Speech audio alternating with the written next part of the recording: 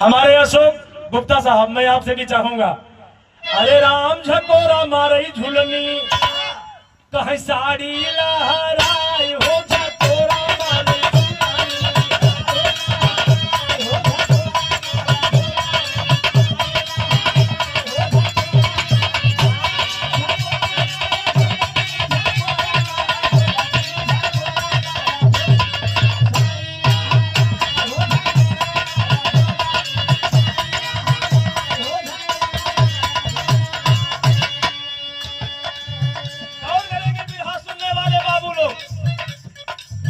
झकोरा मारे झुलनी में दम नहीं है,